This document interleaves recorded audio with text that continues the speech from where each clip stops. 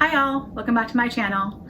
Today we're going to talk about purse piece and if that is something that is attainable, realistic, even exists.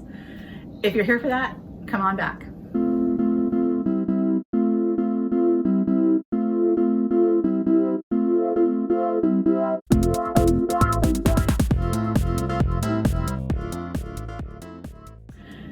Hi everybody, welcome back to my channel. So if you're new here, my channel is all about treating yourself to luxury goods, skincare, handbags, coffee, Starbucks, but you know, whatever you like, you do you. So what's been going around YouTube lately is a topic called purse piece, and I've been mulling it over for quite some time. At first I thought, oh, this is just, what is this topic? Why would I even want to talk about that? There's no such thing. And I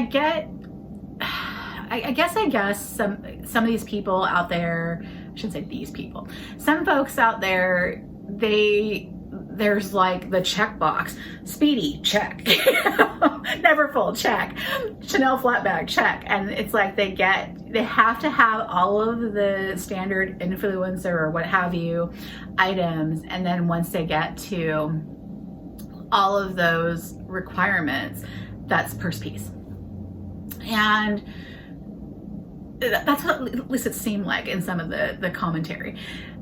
And then I started thinking about it going, well, it can't mean that. It must mean that, you know, when your heart is finally fulfilled and you find everything that makes you, you're satiated, you're happy, you don't need anything else. And then again, I decided, well, how is that possible? Because as you age, I know myself, my tastes have changed over the years and fashion changes. I mean, they say there's classics, but really, you know, there's always something new and you're always going to want something else. So the idea of purse piece doesn't seem realistic or even something to be attainable. And I guess one good example on why I thought about, you know, why would you even want to go here is my Sienna. So one of my first videos on this channel earlier in the year, I wanted the Sienna from Louis Vuitton forever. That was going to be my first bag. I don't know why, but I saw it on the website, I don't know how many years ago, whenever it first came out, 2015, 2016. I was like, that is my bag. It is beautiful. I love it. I stocked it. At the time, I was like, I just don't have, you know, the money to go whole hog without, and it wasn't near the boutique. I couldn't see it firsthand. I'm like, I just can't drop that much money for a bag of that caliber without touching it. And you know, I just can't. So of course, being the, you know, naive person that I was back then, had other priorities, of course, where money had to go. I had finally saved up enough money, but in the interim, I was like, oh, this Speedy comes along, $300, great price. I'm gonna go ahead and buy this Speedy. Everybody says I need this Speedy. Buy the Speedy, thinking it's a classic. It will, you know, tide me over. I've got a Louis Vuitton, you know, I'll get to know the brand, the quality. Wore it a couple times. Not impressed. I mean, it was fine, but it just was like, okay, put it back in its dust bag. It's literally in my closet. I have not worn it since I bought it. So been sitting around collecting, not really collecting dust, but in its dust bag. So next time, keep going. I get a petite Epi Noe in black. Really like that bag. Got a great deal on it. Got it for $400 on the Real. Beautiful. I wore the crap out of that one. Love it. Again, wasn't the Sienna. And I kept going through these patterns where I, you know, was saving for the Sienna, but I'd find these great deals on the Real, or I'd watch some video about a style of bag and it was something that everybody else had. You know, Speedy, Noe, Neverfull, so on and so on and so on. I just kept going and buying other bags. Gotta have a monogram, gotta have this, gotta have that. Bought other bags, and I finally was going to go to Hawaii, and I was going to pick up the Sienna. By that time, no longer making the GM version, so I ended up getting the Neverfull in the GM. Still, my heart's, I want the Sienna, I want the Sienna. Which is ironic because I'm carrying the Neverfull. It's doing what I need it to do. It's my workhorse, carrying it every day. I love it.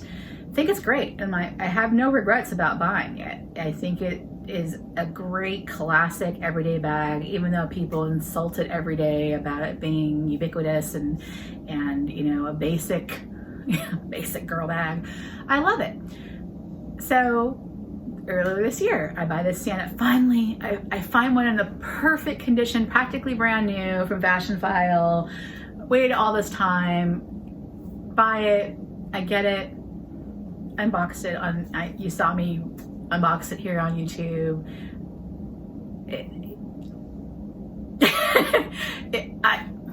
I don't even have words. I was so excited about it, and so I think I hyped it up in my mind for so long. I thought, purse piece. Yeah, that was my first.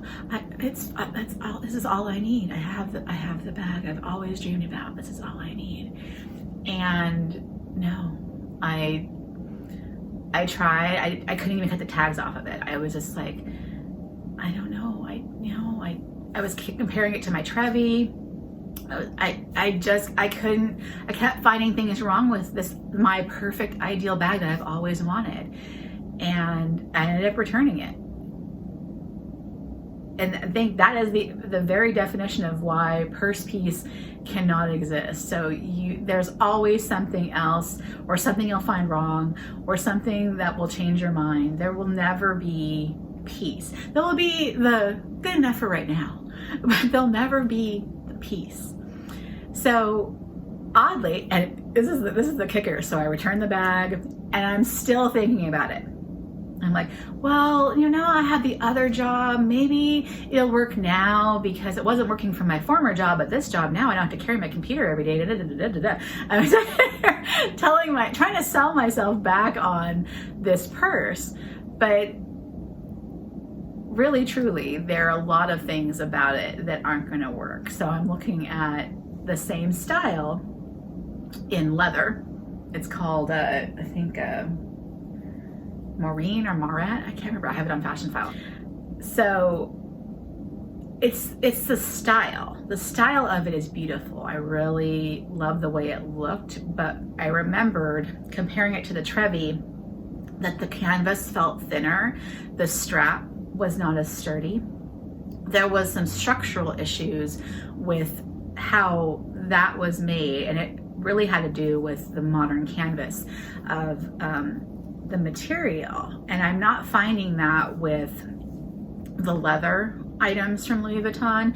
So I believe that this other one that I've found might be the right replacement, because again, it was the look of the bag is what makes my heart sing and think that it's what I need in my life. So I'm going to try this leather version, see if that works out, and hopefully quell my desire to have the Sienna in my life, because they're nearly impossible to find. I keep trying to get one and they sell like that. But I think it's literally the world telling me, you don't need this bag. You don't need it. But that, I guess, proves my point. There is no such thing as purse piece. You're always going to want what you don't have. And you'll let it go and you'll sell it, and you might want it back in your life. So you're not going to have that purse piece. You're going to have regret or want. So it's like, there's always going to be that uncertainty and desire. And I think it's just natural. Now, if you can, if you're that rare person who has achieved it, I'm